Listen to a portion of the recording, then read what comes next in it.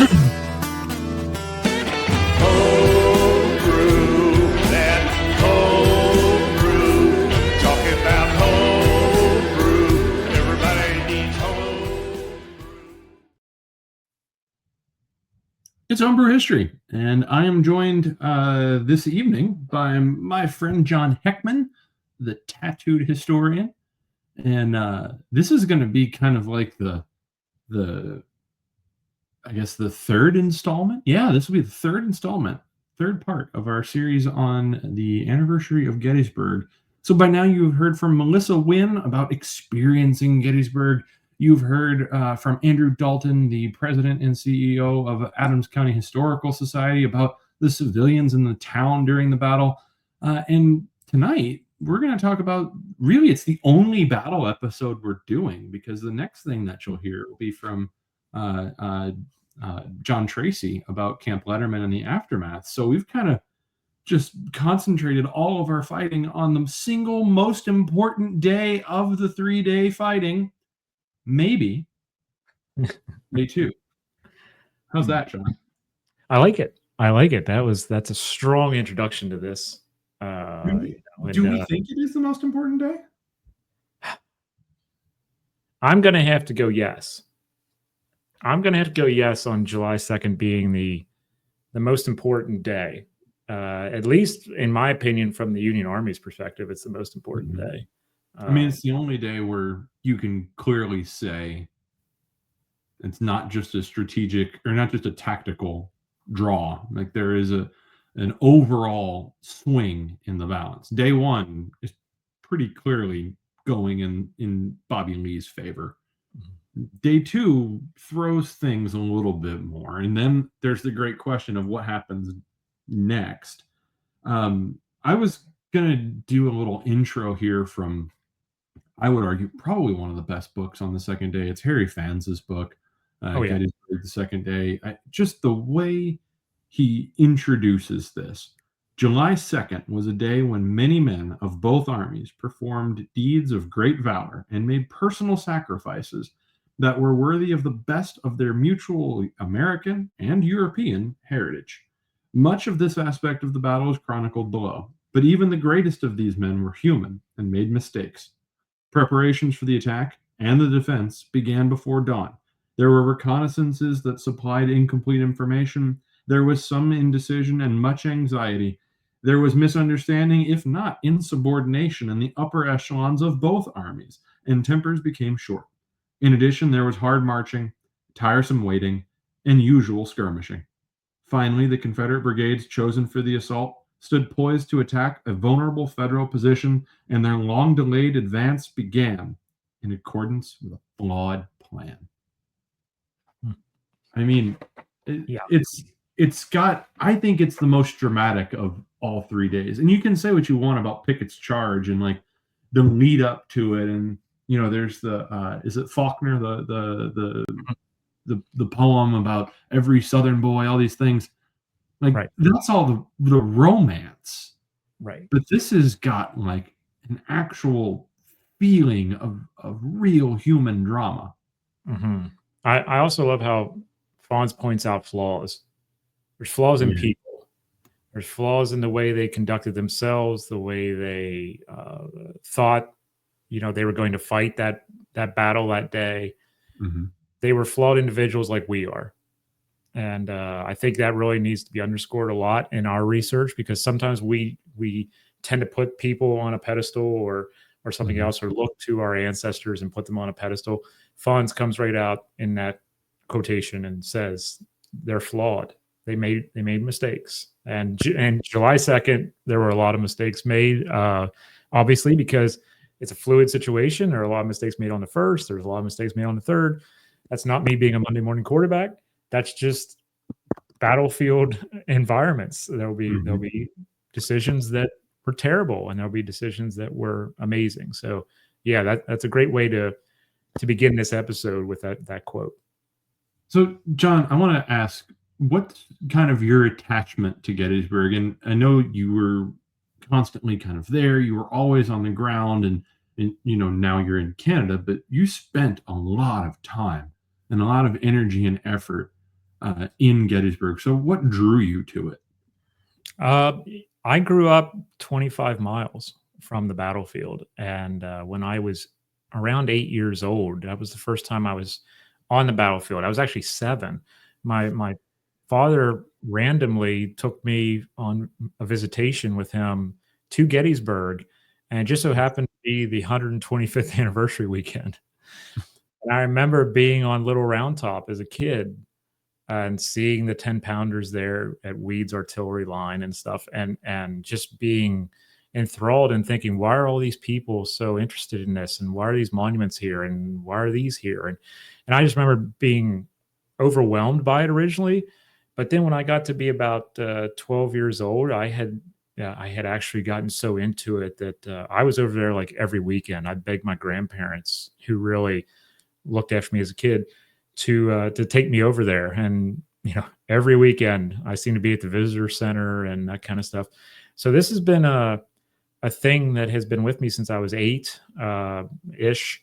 I started Mhm. reading Patton at 8, Mhm. and because I was a nerd, and You're in good company. It's I was a okay. loner. I'm a loner. I don't have a brother or sister, so yeah, it's something that stuck with me, and I have tread many miles over that battlefield and Mhm. walked the undulations and over the rocks and stuff to try to think about what they experienced when we read about we ducked behind this knoll, or we Mhm. went behind this uh, pile of rocks. What are they talking about? What are they thinking? So it really impacted my life, and it impacted when I started the Tattooed Historian, because in 2015 when I started, what's the place I can go easiest to go do filming and Mhm. introduce people? And let's go to Gettysburg, or Antietam wasn't that far, Mhm. but it just really impacted my life in so many different ways, and even impacts uh, my scholarship to this day, in that I studied Civil War photography, and now I'm studying how we're seeing visuals in modern day conflicts. So it Mhm. all goes back to that battlefield in many ways. Mhm. And that's one of the things that I've really enjoyed about the series that we've done so far is whenever guests Bo and I have talked to, they've all said kind of the same thing. I grew up going to the battlefield, or I've explored it, 50, 60 times. I go with different tour groups every summer. And just yesterday or the day before yesterday, one of our guests and friend of the show, Evan Portman, put on the Emerging Civil War blog his, kind of childhood memories of going to Gettysburg. And he said, I don't think I've ever really lost the interest. The childlike wonder might be gone, but that's because I've fallen so hard in love with this battlefield that it's just in my blood now. Uh, Mhm. and there's it's almost like a sense of ownership. Like you've been there so long, and whether that's right or wrong, I guess that's a debate for another day. But you feel as though part of your life is there, and so you've given a piece to it. I know I can certainly say that about a lot of the battlefields that I've visited over the years. I feel like there's a piece of me at Shiloh, there's a piece of me in Franklin, a piece of me in Spring Hill, a piece of me in Mobile, Alabama, and all these different little places that get the attention. But anyhow, Gettysburg, I think, occupies such a large chunk of real estate in the Civil War world, right? We talked about this in an earlier episode, an earlier recording, is that it lives in the imagination. And I think so much of it has to do with some of the myths that come out of it, right? But then the other part of it is the largest engagement. It's so well documented. There's so many different accounts from so many different angles, from so many different units. And it seems like almost all of them could arrive at the same conclusion that we did starting out, is that day two seems to be a focal point for most of these accounts. So what's the morning of July 2nd? What's it shaping out like? Because we know what happens on the first day. Federal cavalry squares off against AP Hill, holds back Confederate infantry assaults all across the town. 11th Corps is sort of routed and pushed in retreat through the town. There's heavy fighting in and around this town in Gettysburg. And then the sun sets. Confederate troops aren't necessarily moving into defensive positions. They're not capturing critical places, saying like Culp's Hill. And this isn't, like you said earlier, this isn't Monday morning quarterbacking. This is simple fact. They didn't move on the heights. And so then they have to struggle for these things on the second day. Fair assessment? Yeah, absolutely. You have the Confederate perspective of trying to figure out what the next move is and where's the weak point on the Federal line and where can they attack, first or simultaneously. And for the Union Army, I'd say one word describes the morning of July 2nd. That's consolidation. Mm-hmm. Everyone's coming quickly to the battlefield and to figure out where they're going to be deployed and what's the ground they're going to be on, what's the ground look like in front of them, what's the ground look like behind them, and to be able to really think about what this line looked like, at least from the Union perspective, is really important because this traditional thing we always talk about, the Union fishhook, this goes back to Germany. And Germany had really thought a lot about different formations, and this is a classic line with interior lines through it. So Meade is anchoring this army in such a way from the heights that it's gonna be a bloodbath to try to dislodge it if you try to do it piecemeal. And I think for the Confederates, they're thinking, they have to, if they're gonna hit, they're gonna have to hit everywhere. Is that going to happen simultaneously? Is that going to happen, one part hitting first, one part hitting second? I think that's what's being considered on the morning of the 2nd. Lee's definitely aggressive because he saw what July 1 was. You're starting to really see the Union Army, though, thinking about the fact that they are on home turf. I mean, this is truly home turf. This isn't Maryland, 1862. This is Pennsylvania. Right. They are ready for a brawl, and there's something different about it. There's just something different about it for the Union Army, where they realize they're on home turf. A Pennsylvania man is leading the Army of the Potomac. There's something bigger about defending this position than we see in other ones. And I really think that's what it's about for the Union Army, though, here. It's just about consolidating on the morning of the 2nd and figuring out where the Confederates are going to go. What are they going to do? And where are they going to attack, if they're going to attack? And then for the Confederates, there's a lot of confusion and even like some fighting and infighting on the morning of the 2nd, which I think caters to some of the maybe the interest, right? We love stories where there's some mystique, there's some fighting, there's some covert kind of backroom dealings, and I think the Confederate High Command is looking a little shaken up on the morning of the 2nd, and for all of the work that's been done on Lee and on Longstreet and their management of the Gettysburg campaign and all these things, everyone cycles down on July 2nd because it seems like that's the day where there's this big break between Lee and his war horse, the old war horse, in that Longstreet did not want to fight. There was no interest on his aspect of fighting, and Lee hands him this plan to go and launch an all-out assault on the Federal line. And Longstreet has no choice as a soldier now but to follow these orders and execute them. But would you argue that maybe Longstreet's right and Lee is wrong? That'll get me in trouble with a lot of Lee people. I mean, when are we not in trouble with some group? It's true. That's true. It's Civil War history. You're going to be in trouble with somebody along the way. I think Longstreet's got the right idea. I think he's seeing what's before him. He understands what's in front of him. There's already, some people who in the Army who have already said he was kind of slow at 2nd Manassas. And so they don't really, some people don't trust him. There's, like you say, there's infighting going on now. You have 2 new corps commanders. You have a lot of new divisional commanders because the 2 corps commanders have had to move up. So there's a lot of green command going on at this fight. But the one person who's not is Longstreet, and obviously Lee. They've been in the saddle a while, and they know what to expect. And Longstreet's just this man. When I think of a soldier, one of them is Longstreet. He's so good. When he's on, he's so good. And everyone has their off days. I'm not saying that, but man, he's got the right idea here. He understands that. But look at the position they're in on that map. If Longstreet wants to move further south and possibly turn the federal army or get between the federal army and Washington, look at how much ground you're going to have to cover now. If you're Ewell, you got to swing way around because you don't have interior lines, right? But I think Longstreet's idea is pretty good. Like, he sees what's before him and understands what the long-term goal may be, or at least putting pressure on the federal army a little bit more.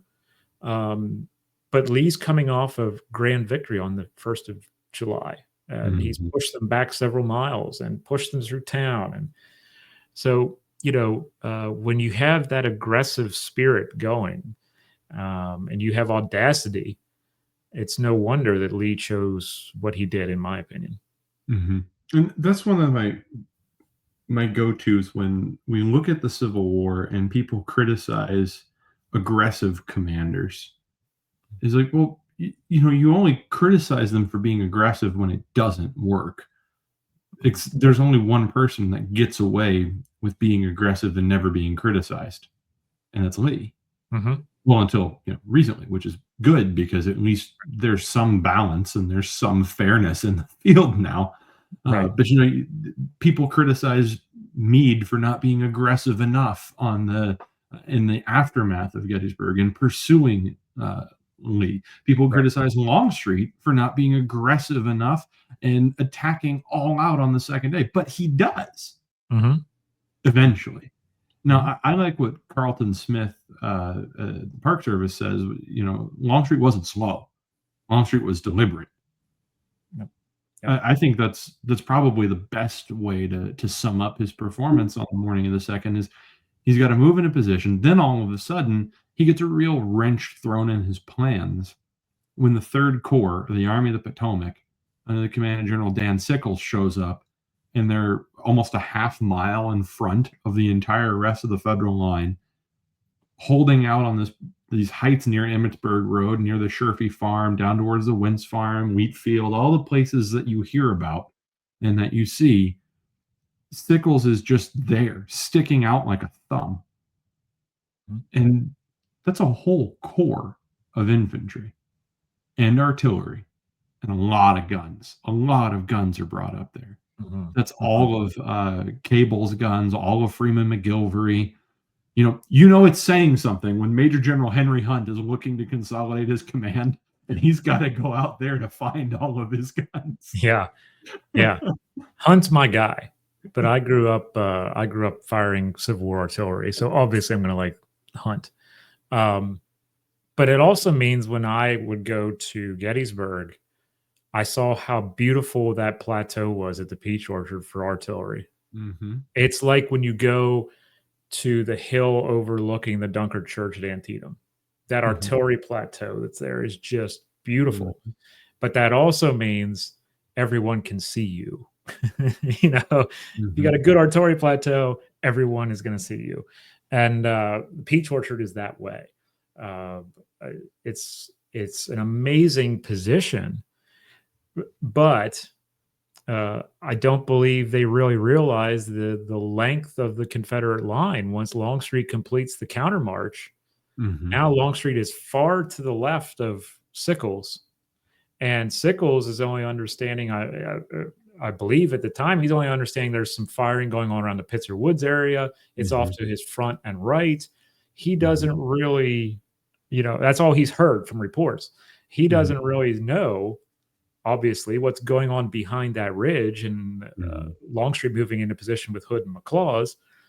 And obviously now he's in a different position, not physically, but on paper, than he was when he deployed. I think, you know, I try to give Sickles the benefit of the doubt. I really try. Mhm. I'm like, hey, if you would have put me in front of Little Round Top at the bottom of Houck's Ridge and said, you need to hold this valley, I'd say absolutely not. Because all he got to do is pop up the ridge in front of me, and now we're exposed and we're in Mhm. trouble. His only way to kind of figure this whole thing out was to advance. Where's he going to deploy his artillery back that far? It's all Mhm. rocky, other than the Mhm. ones you see at Devil's Den. Where else are you going to deploy your arty? Uh, I I can't blame him for the move forward. Now, hindsight's a wonderful thing, as we've been saying. Mhm. But Longstreet tells him later that he was basically a thorn in his side for a little while because you were Yeah. supposed to come up the Emmitsburg Road. Well, who's now sitting on the Emmitsburg Road? It's Dan Sickles. Yeah. You know? So let's talk about, because you just mentioned something, and I know that we realized we hadn't talked about it at all. Longstreet's countermarch. Hmm. What happens with that? Because this is the thing that everybody says. This is the slowness. This is the indecision. This is Longstreet. I've actually heard that a historian, a licensed battlefield guide, and a park ranger, all three people, use almost the exact same expression that Longstreet was dragging his feet, or my favorite, throwing his toys and stomping his feet about making this attack. And that's why he takes so long on the countermarch. It sounds like the influence of the lost cause narrative to me. You know, I think we need to move on from that, boys. I would love to see people who think that way try to move what 30,000 men. A I can't whole remember. corps of infantry. Yeah, you're talking. You know, I mean, we have 3 corps here, so you're Mhm. moving a whole corps, and you're moving them one direction, and then you figure out you could be spotted, and you have to Mhm. turn around Mhm. and go back. And I wish people understood the logistical issue with doing this. This isn't a reenactment field. You know, Mhm. there's a lot going on when you have to turn a corps around. Mhm. Um, this is a logistical nightmare. It takes time. Mhm. I think there's a lot of Monday morning quarterbacking going on with some people where they think, oh, you could countermarch like we did at the 150th Yeah, reenactment. he No, could just simply halt them and have them all turn around and march back down the road. But then you run into yeah, the problem, and this is a failure, I think, to understand linear tactics and the ways that armies function and march in the Civil War, is that everything is about an alignment and whether or not you're inverted. And if mhm, you're backwards in your formation, none of your movements work. You can't right, wheel properly. You can't change your faces. You can't turn right, if you're facing the wrong direction. So to just say, "Oh, well, they should have just turned around and and marched back," and what, have McLaws's division entirely backwards right. with everyone facing the wrong way, and then somehow you have to find a way to move them back into position so that when you deploy them, they can actually be of some use. Mhm. That would take more time than Longstreet simply turning the entire corps in a countermarch back the other way. Yeah, yeah, and then you have men who thought they were going to go in first in this direction now going last, and then there's all these people now who have who will say, well, this commanding officer doesn't know how to do this, or they don't know how to do that. They have these things pop up again because they're like, well, obviously, we're getting turned around. We're going to be the last in. Mhm, Morale drops. People mhm, start dragging their feet. That's not Longstreet's fault. mhm, That's war.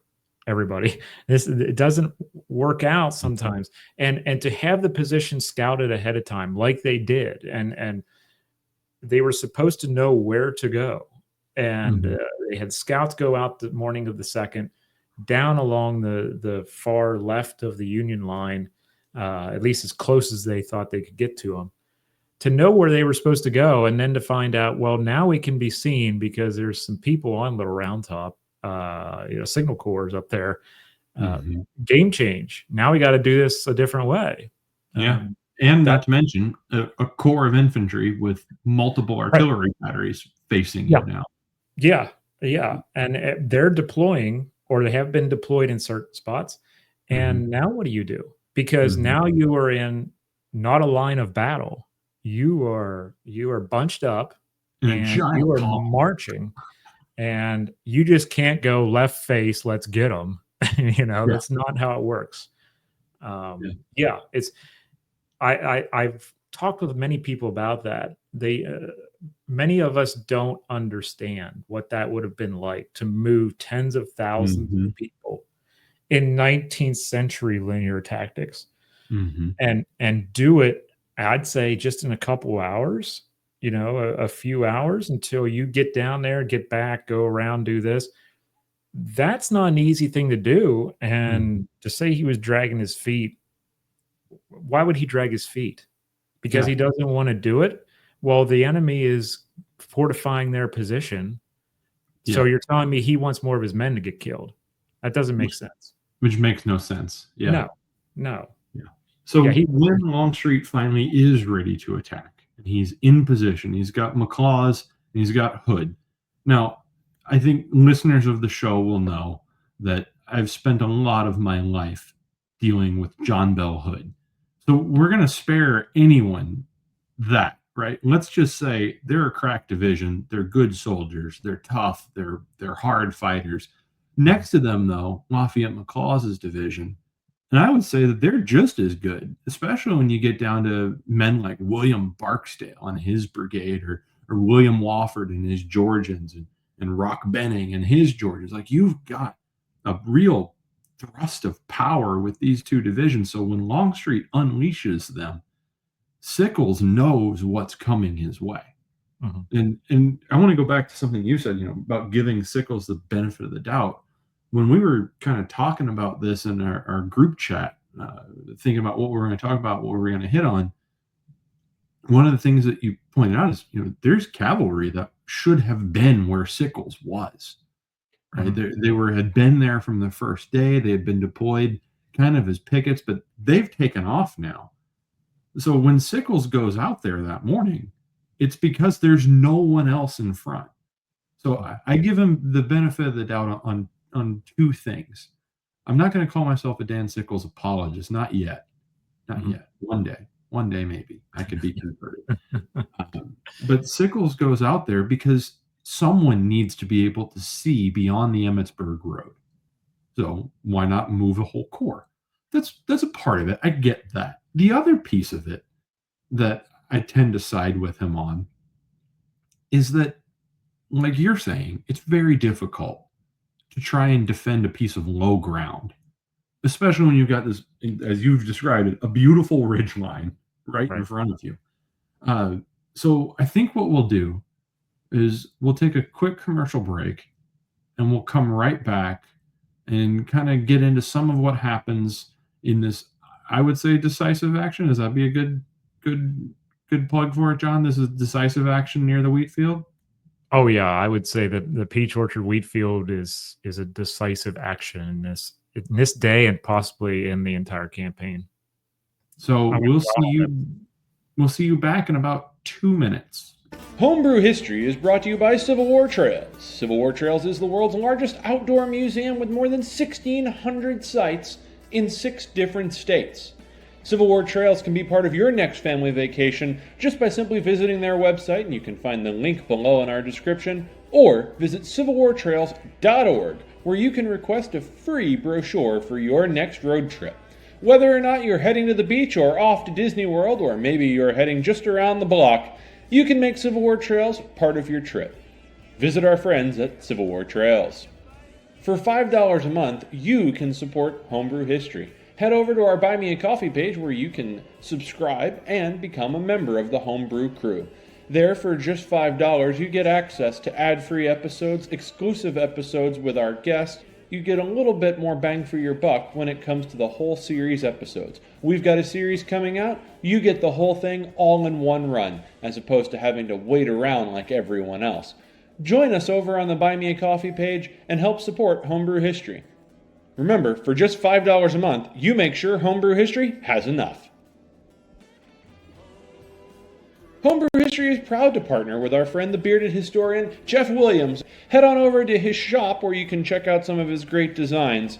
He's got all kinds of great designs just waiting for you, featuring artifacts and objects from all kinds of historical periods, and designs featuring some of your favorite scenes and actors from films and series like A Bridge Too Far, Band of Brothers, Gettysburg, Kelly's Heroes, and much, much more. If you're not already following us over on Facebook, Instagram, and now Blue Sky, check us out and make sure that you're subscribed and listening to us on Apple Podcast, on Spotify, and on YouTube. And if you're watching that YouTube channel, be sure to like and subscribe. We'll be back after just a few commercial messages. We're back. Look at that. Hello again. That's the first time I've made that work in the show. I like it. So Like, it's very professional. go ahead and take a pat for that. Now, we were talking about the most decisive action of the second day. Let's go ahead and really oversell it here, John. The most decisive action in the history of American warfare. Let's not go that far. I mean, there's a few others I could bring up, but not for this particular episode. This is a decisive moment, though. Mm-hmm. On July 2nd, 1863. And like I say, I would go so far as to say it's one of the most decisive moments in the campaign. Mm-hmm. That's why I always started tours at the Peach Orchard, because I was like, lay of the land. Here's where we are. But that McLaws guys, like you were saying, they don't get enough credit for what they had to do to cross that field. When you stand where they started and you look above you, because it is above you, it's a rise in front of you to the Emmitsburg Road. The Peach Orchard is on a rise. The Sherfy Farm is on a rise. When you look at that and you think, okay, I have to cross that ground uphill and attack guys who are now behind felled rails, because Sickles' men have torn down the rails of the fence and are now behind that. So it's a good position. You have to wonder what went through their heads, because from an artilleryman standpoint, where they start from is point blank. Yeah. Darn near. And it's like, there's no way you would miss when they come out of those woods. Yeah. And if you've got those guns that are over near the Sherfy Farm, and I can see if I can't pull up a better map, but when you've got artillery batteries right near the Sherfy Farm, positioned along the Emmitsburg Road, all they need to do is pull the lanyard, and they're not going to miss. They will hit something. Right. That is such a strong position. So this is why I say I can't blame Sickles for everything that's going wrong on July 2nd. Does it throw the battle plan off for George Meade? Absolutely. It throws things to the wind, and who knows what's going to happen. Hancock is kind of like, I don't know what the hell that guy's doing. And the career military men are like, I have no idea why he'd do that. But maybe you need a little bit of eccentricity. Maybe you need that politician to get out there and see what the heck is going to happen here. But he knows high ground. And from McLaw's perspective and McLaw's men who are going to be coming across there, like Barksdale's men, et cetera, that's a pretty formidable position. This isn't just a cakewalk. I think too many times old documentaries and some other people believe that they just swept the field immediately. This is a long, drawn-out struggle at this part of the field. Yeah, I think this is a little bit better of a map. But I mean, you think about marching against regular artillery batteries with rifled guns. You've got a bunch of smoothbore guns, which are great at firing canister. And all of that is going to be directed right towards you, especially if you're the front rank. So Joseph Kershaw's brigade, William Barksdale's brigade. And then, of course, Kershaw's men get all kinds of tangled up because of confusion amidst orders. So a portion of his brigade swings one direction. The rest of them march off right into artillery battery fire with their flanks exposed. And then you've got Barksdale's men who just slam into that Sherfy Farm area. And I would put the fighting that unfolds there in some of the bloodiest, hardest fought moments of the American Civil War. I mean, the accounts of the up close hand to hand struggle that breaks out in the peach orchard and adjacent to the peach orchard along the Emmitsburg Road, it makes what happens at the angle the very next day almost look tawdry. It looks so much smaller in scope when you compare it to this. Yeah, definitely that what we see at the angle on the third day is as far as hand-to-hand combat and things like that is a lot quicker than what happens here. And remember, these are Pennsylvania boys holding the line here on Pennsylvania soil. They're not going to give it up, and they're taking it personal. So when you walk that line along the Emmitsburg Road and you're basically standing where this amazing painting is, you can see how much of a rise you're on. Then you have to take into account that people are coming at you up that rise and you're firing down on them. There's a lot happening there where if you don't walk the field, you may not realize what it actually looks like. And I say this for everybody. If you ever study military history or anything like that, do the best you can to get to the battlefield. It doesn't matter if it's Gettysburg. It doesn't matter if it's Vicksburg, whatever, Saratoga. Go and walk the field, because when we read their accounts of what happened around the Sherfy barn and the Sherfy farm, you can think about it and you can try to visualize it, but getting out of your vehicle and walking that ground is truly a remarkable thing, because that's when the connection starts, where you're like, there's that depression in the ground they talked about. There's where they first took fire. There's where they held the line. There's where they broke. And walking around the Sherfy farm is one of my favorite things to do, because there are little pockets of history there where you see it in the topography, where the soldiers talked about, well, we advanced to this depression in the ground, and that's where we first met the rebels. Well, if you go back where this painting is, if you go behind the house, you'll see the depression where it was, and you wouldn't know it if you never got out of your car. I love those kinds of moments. And day 2 around the peach orchard and the wheat field, that's one of those times where it really hit me about topography. And Sickles' men talk about it a lot, because they're saying we're in amongst rocks, we're in these depressions, these hollows, these things. And to think about what happened here with Barksdale's men coming across there and meeting these amazing Zouaves who are in this depression behind the Sherfy house originally and get pushed back. It's an amazing story, but it, like you say, it's so personal and it's so upfront and right in your face. It's incredible. I think so. Once Barksdale's men clear this area around Sherfy, all of a sudden it seems like there's like this break within the federal line where one unit runs, and then all of a sudden, you see the 114th Pennsylvania go. So then all of a sudden, the rest of the regiments start to break all along the line. The guns are very quickly being captured, and Barksdale's men are closing across the Emmitsburg Road. And for just a second, it looks like Longstreet and Lee, they may end up turning up the Emmitsburg Road. But this attack, because of the ground that they've had to cover, because of the fighting that they've already been involved in, has taken away so much of the muscle of the assaulting force. I mean, you think about it already, Barksdale himself is probably wounded and on the ground by the time they cross over the Emmitsburg Road. He's been shot to pieces, a shell fragment here, a bullet to the chest. He's no better off than when he started, right? You've got his command is kind of falling apart. There's not the punch anymore. So then, the next wave of the Confederate assault comes forward, and it's kind of stymied, and it seems as though they're losing their momentum.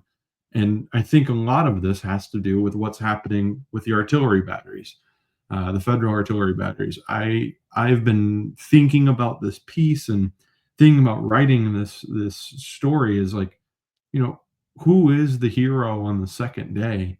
And I mean, for my money, I'd say it's Lieutenant Colonel Freeman McGilvery. Um, for his action that he takes on the afternoon of the second to try and get all of his guns safely off the field and redeployed to try and stop this assault. I mean, you look at the Massachusetts battery that gets kind of eaten alive as they make their way off the field, and yet the federal gunners are the men that are actually going to end up being this kind of blocking force to slow down the Confederate assault. And then we've got what's happening on each side of where A.A. Humphrey's division had been. We haven't even talked about the other place. We haven't even mentioned this. No. We're still talking about this. Right. And Barksdale's, or excuse me, McLaws's attack is powerful also because it hits the weakest part of Sickles' line. It overlaps that point in the line. And where are they most vulnerable? At that point. And if you can collapse that point, it's game over. And guess what? The point collapses, the corner of the line collapses, and it's like opening a funnel. And that's it. They're all breaking. It's like what they would say is it was like rolling up a wet blanket. But then the benefit here, though, if you're in the Army of the Potomac, is that there's a whole other corps of infantry that's still coming onto the field. Right. And you mentioned it earlier, talking about the fish hook. You've got great interior lines. So you've got this weak spot where Sickles is. Well, you simply borrow from someone else and plug them into the line. And that's what's happening a little bit further off from where Barksdale's men are hitting the line. You've got Ambrose Wright's brigade, and you've got the Confederates with David Lang charging across the field there. And that's all Third Corps, AP Hills guys. But it's almost as if Winfield Scott Hancock is over there borrowing and stealing any unit he can find and just throwing them across the field, throwing them to try and basically just put a stopgap. But one of the things it just continues to confound me, and we can talk about this if you want for a minute, is, we talk about Sickles' line being so far forward now, it's a disaster and all these things. Well, if you look at where he ends up again at the end of the day, it's almost like the Federal Army is no better, no worse, because he falls back effectively to his original position. Yeah, I mean, like you said, you gave a nod to the artillery. The artillery are checking this advance hardcore. I mean, they're retreating by prolong. They are firing, and the recoil is how far the gun's going to go back, and they're loading it at the same time as it's rolling or it's stopping, and they're firing in the retreat, which all of them were trained to do and did a fantastic job. You mentioned the 9th Massachusetts Battery. I love reading about those guys so much because this is their first battle, and imagine this being your first battle. There were guys in that first day on the job is the largest land engagement in the history of the Western Hemisphere. Right. Yeah. Home by Christmas, they said. There were guys in the unit who, or at least in the artillery line, who said that they could see the enemy reaching for the guns as they pulled the lanyards. That's how close these guys are. Now imagine the guts that it would take to stand there, knowing that they are on top of you and you're pulling the lanyard and you're retreating. And that 15, 20 feet buys you a little bit more time until they slap that line shut and keep coming. And then by that time, you got another double canister in there and you are firing another round. I think we concentrate so much on the infantry attack and the infantry defense that sometimes we forget how important the artillery is at this point. And that's not just because I have this, passion for Civil War artillery. It's because they do a damn good job. They do a hell of a job. Hunt does an amazing job here. But I think about those guys in the 9th so much because I'm like, They've been in Washington, D.C. for months and months and months, and now they are committed to the reserve artillery, and they're being deployed out there, and this is their first action. And look at everything they lost, and the casualties that they inflict, not just what they take, but what they inflict is countless. Yeah, that's what I was going to say is, you think about the assaulting force that Barksdale goes in with. He's got, 4 or 5 regiments under his command. And save for the 21st Mississippi under Benjamin Humphreys, the majority of his regiments are eaten up by the artillery. They try and turn and start to move away from it, but when they do that, all they do is expose their flank to it. So they're raked by artillery fire. Kershaw's men moving through the peach orchard, that is just artillery hell if you're an infantryman, because you're just taking round after round after round from them. And then the flank. Yeah. And then you move down into the wheat field. You move down into the area near the Rose Farm where now Hood's division is assaulting. Hood, of course, is wounded over closer towards like the Slider Farm area. But then you've got Evander Law taking command of the division. Maybe, who knows? He doesn't really know for a little while that Hood's out of action, but you've still got Robertson's brigade and Law's brigade, Alabamans, Texans, Arkansas troops, all hitting the works. Rock Benning's brigade hitting the works. Right. You've got all these troops piling in through Devil's Den, across Houck's Ridge, and starting to make their way up towards the Round Tops.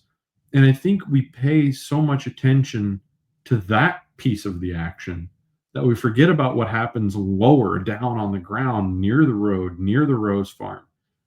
That infantry fighting in the wheat field, at the triangular field, that whole area, Hobart Ward's men, the way that they just absorb the casualties, slowing down Hood's advance. I mean, when you read some of the accounts, it not only is it riveting, but there's a little piece of you that almost, it kind of aches for them in a way. Yeah, it's incredible. This is why I think July 2nd is the most important. Yeah. Because the action on, at least on the far left of the Union line, the far right of the Confederate line, is consistent. It is a constant brawl. When things get rolling, it is a constant brawl. And the Federal Army has been able to, basically stymie the attack along the road, at least, by being in a position that the Confederates didn't think they were going to be in. And then when Hood's men are swinging around and trying to find that flank is just an incredible thing to think about, because your commanding officer, if you're in Hood's division, your colonel, your brigadier, whoever, you have no idea where the Federal flank is. And you're going out there and trying to find it, and trying to move around and trying to turn their flank. It's just something that I don't think people really realize how emotional and how barbaric men could be towards each other in this fight. I think too often we allow movies and the battlefield itself to kind of erase this nature of war from our psyche. Maybe Wofford's brigade coming across the road, then behind Barksdale, maybe they're slow because there's so many dead bodies. Yeah. They gotta meander through the detritus of battle, and that slows people down. People at Devil's Den are being slowed down because there was an R regiment in front of them, and they have to get around the fallen. And not to mention the kind of flow of wounded men and shattered regiments fleeing off the field. That's going to slow your advance too. Yeah, and these armies are starting to be. I always get in trouble with some people by saying this, but it's true. These armies are starting to get to be hardened killers. They're starting to know how to, if they're not green, if this isn't a green unit, they're starting to understand what that musket can do. They're starting to understand what that artillery can really do. And are we seeing that at this time? Because for the Union Army, at least, this is such a personal fight on their home ground. For the Confederate Army, they're thinking this could be it. We could end it. So both sides are really coming together in this, hardened way of war and passionate way of war, not in a good way. Like this is a passionate brawl. They have something to lose here.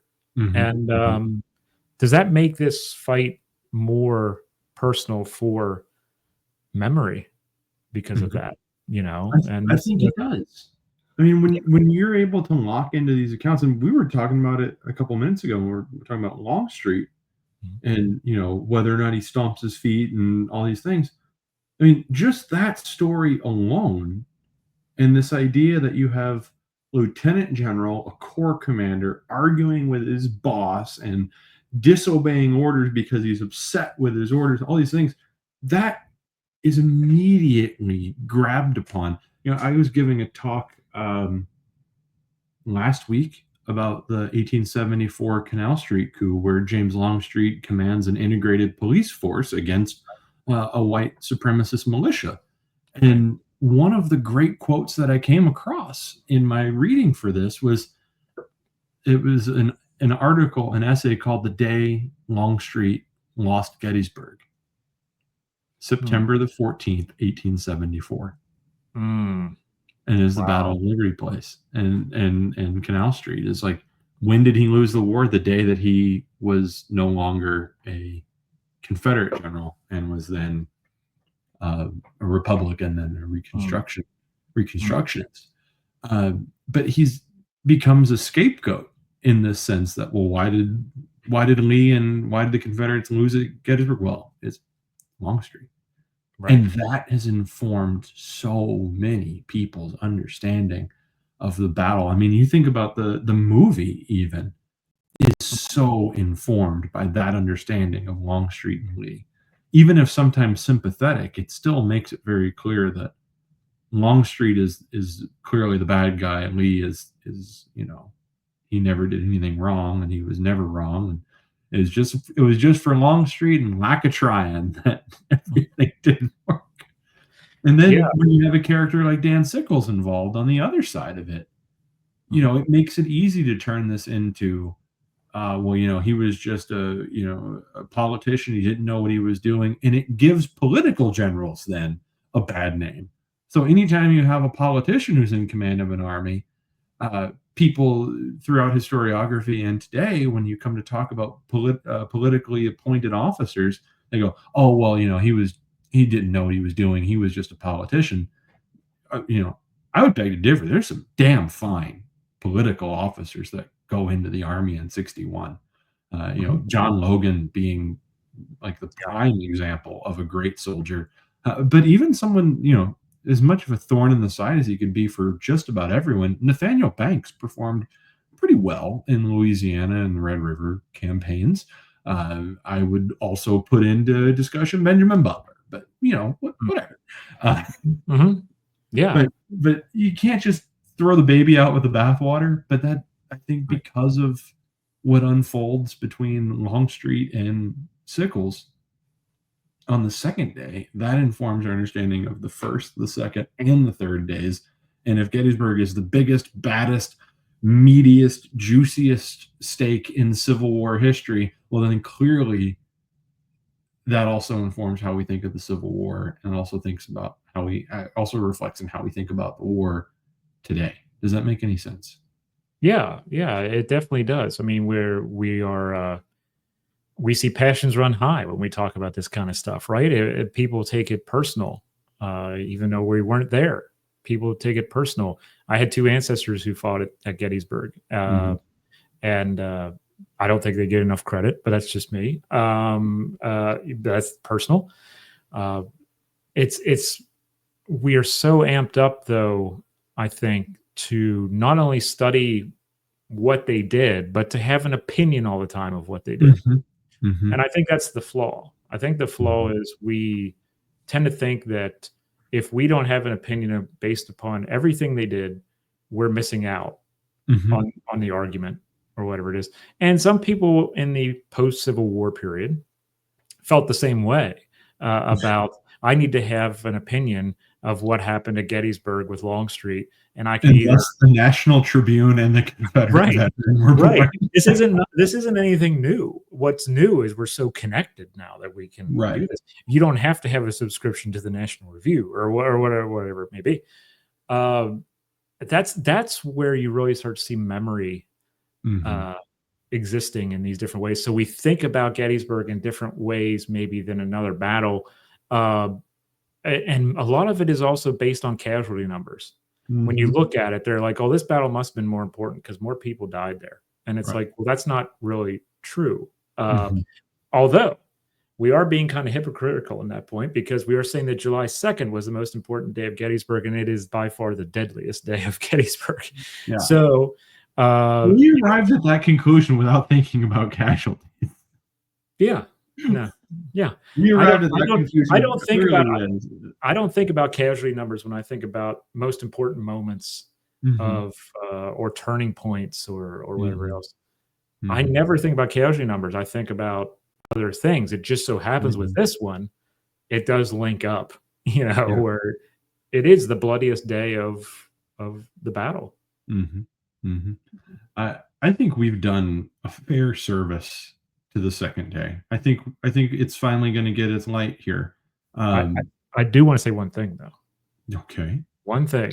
Well, we still have Boohickey and What's in Your Cup. So Well, I just want to say I had an ancestor who fought at Culp's Hill. oh, we didn't even talk about Culp's Hill. We haven't talked about Culp's Hill. And but the thing was, he was at Culp's Hill, and then they said, "There's trouble at the Trossel barn. Can you go down that way and be deployed down that way?" So so yeah, you have the Culp's Hill thing going on, but again, the interior lines come into play. Mhm. People are Mhm. being taken from Culp's Hill, and old General Greene is still holding the line at Culp's Hill. Everyone else has kind of been, well, not everyone else, but most of others have been deployed Mhm. down to this end of the battlefield because of Barksdale's breakthrough, because of Mhm. Walford. Mhm. And this comes into play, though, with the positions on July 3rd on Culp's Hill. Mhm. Got to give plenty of love to Culp's Hill because it never really got enough, and it still Mhm. doesn't get enough. And that there is a whole other brawl. Yeah. I mean, that's another hour at least. Yeah, yeah. And we started with a quote from Harry Fonz. I think we finish our discussion. We'll jump into some Boohickey and some other stuff here in just a second. But I think the way he ends is perfect. General Lee's opportunity to win a decisive victory at Gettysburg had all but passed when complete success had eluded his attacking divisions on the afternoon and evening of the 2nd of July. Lee still hoped for ultimate success on July 3rd. That hope would rest with Pickett's charge. I mean, you talk about setting somebody up to buy your third volume on. That's good authorship. I mean, come on. Yeah, and who am I expertly done. to argue with Fonz? I mean, come on.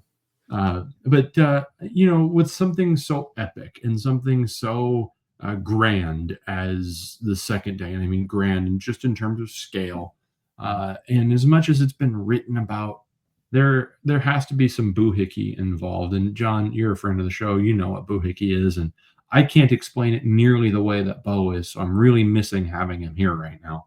But what's the biggest piece of Boohickey that goes with the second day? Oh man. The biggest piece of Boohickey. So I want you to describe this to me in a new way. We don't have Bo here to do this. I want your take on your description of Boohickey because I've heard Bo's. I want to hear yours. I think it's just a before I trashy start. myth. Just a Pardon? trashy rhinestone covered myth. I like rhinestone covered myth. I like that. Yeah. That's good. Man, It's got to be shiny, or else you wouldn't pay any attention to it. a rhinestone covered myth about the second day at Gettysburg. I mean, I can give you mine because I've been thinking about it for a couple of hours. Yeah, I've had this sprung on me, and I have like 3. So I want to hear yours, and I won't pick that one. I mean, it has a lot to do with this picture. Damn it! Why'd you say that? I was going to I'm go with that. sorry. No, You go know, ahead. I think it's because it goes back to our talk about historical memory, right? Right. People attach the second day to Little Round Top and Little Round Top alone. Mhm. And if you're talking about Little Round Top, it's just Joshua Chamberlain and like 5 guys in the 20th Maine. And the rest of the war is fought and won by them. You know, depending who you read, what you watch, and where you visit at the battlefield, and what history you take in, and what Civil War Facebook pages you follow. Which, if I can give a shout out real quick to our friend Sarah in the Never Call Retreat Civil War page. Sarah does a great job of keeping up that page and kind of bunker busting Boohickey all on her own. And I Absolutely. know she's a listener of the show, so good on her. But you know, you think about what happens across the rest of the battlefield on July 2nd, and Mhm. because you get Chamberlain's memoirs, which are well written, and you get good PR for Chamberlain in the 20th Maine, this becomes it. And nobody thinks anything of the New Yorkers or the Pennsylvanians that were next to him and stretching back towards Devil's Den, who were likewise bloodied, likewise assaulted. Mhm. Yeah, so I guess that would be my boohickey, is maybe take the emphasis off of just Little Round Top and move it literally anywhere else. Yeah, I'm in total agreement with that. And I remember when I was a kid, that first kind of visit in 1988, I remember that there were so many people who were surrounding the Warren statue out Yeah, front because Governor Warren was still the hero of Little Round Top. right. Right, the It movie wasn't hadn't come until out the yet. Ken Burns series. It wasn't until the movie and Yeah. all this other stuff came out. Here we see historical memory changing. Now, of course, I say all of this as the kid who, when I went to Gettysburg, I had to have a blue kepi, I had to have a blue sack coat and a sword, and I, of course, ran down the front of Little Round Top with my sword like you know who. I mean, Of I course. think you have to do that. It's a rite of passage. Yeah, I mean, that's popular culture 101, right? I mean, it's going to make you want to do these things. That's why people go to see where Easy Company of the Band of Brothers was in the Ardennes. I mean, Mhm. that's they want to go to Bastogne because of this. People want to go to Gettysburg because of this, and or at least talk about July 2nd because of this. Um, I'm in total agreement with you, and I'm not using it as a cop out because this has been the thing that's been sticking in my craw for a long time. Is that people Mhm. think that you know, Chamberlain was the hero of the Union line on July 2nd. There were a lot of Chamberlains on that field, Mhm. and there were a lot of people who did not get in the papers because they were dead or they couldn't write their memoirs. They couldn't go back home. There were a lot of unknown Chamberlains Mhm. who are too often overlooked. And I really am passionate about that. And I stand on that ground. I stand firm on that ground. That's my pun for the 20th Maine. That's Uh, good. That's good. I thanks. Thanks. I think about, there's a, I can't remember what podcast it was. It might have been addressing Gettysburg, where I, maybe it was Lewis Trott. One of the guides was talking about how, you know, when he first started guiding, the it was the first Minnesota. First Minnesota Yeah. this, first Minnesota that, first Minnesota here, first Minnesota's great. And then all Yep. of a sudden the movie came out. And like the first Minnesota all of a sudden was like, the who? You want to go see where? Why would Mhm. you go see them? Go see the 20th Maine. That's so much cooler. Yeah, and Mhm. or we were talking about not to get off July 2nd, but we were talking about like the Iron Brigade Yeah. more than anything else. It was John Reynolds and the Iron Brigade and stuff, and thank God people still think about that. But that was like the heavy hitters. It was Reynolds, it was Warren, Mhm. and Hancock, Yeah. and we're totally forgetting the commanding officer of the Army of the Potomac. You know, Yeah. Where's uh, George Meade and all? Yeah, yeah, and that's the thing. I've often said that everyone wrote books about why did we lose Gettysburg, and they weren't writing books about how did Meade win Gettysburg. Right. That's what we need to be talking about. And but I'm a Pennsylvania boy like him, so I'm kind of biased. Hey, so at least Kent Brown finally did it. Meade at Gettysburg, and it's a great book. Yes, So. and Jen Murray's book is going to be coming out relatively soon. I Is it hope next month? I think it's July. I think I believe it's July. I believe. Don't quote me on that, but I believe so. So I mean, good timing. yeah, absolutely. It's good for book sales. I'm really looking forward to that because I've often thought that Meade never got his just due. Mhm. Kent Masterson Brown did a fantastic job Mhm. defending him with the retreat. Mhm. I'm looking forward to seeing what Jen Murray has to say. Obviously about him because I've been talking to Jen for a long time, and it's time for this book to come out, and she'll be happy when it's done. But I am in total agreement with you about Little Round Top, and the one thing I will throw in as far as Boohickey is everyone thinks they could put artillery on Little Round Top and fire down the Union line. I'm like, please go look at this. Please try. Yeah. Oates was a little bit wrong about that one. So yeah, that a lot of the Boohickey of the second day at Gettysburg, you can find it on Little Round Top. And now it's time for a staple of homebrew history. And now, John, you and I bring something special to the table, and that neither of us drink. So I know it's great, isn't it? What do you have in your cup?